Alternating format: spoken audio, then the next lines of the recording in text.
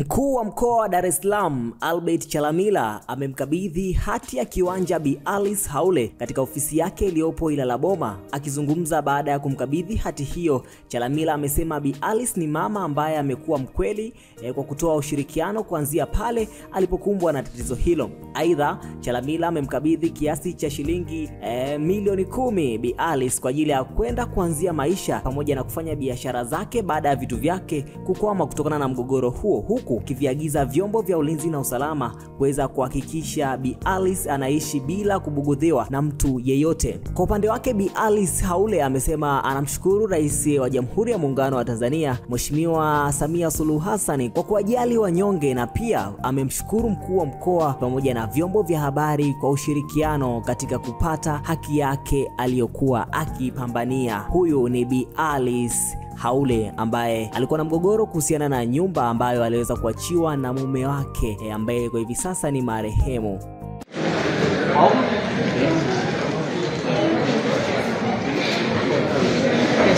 Pesa. Hapo.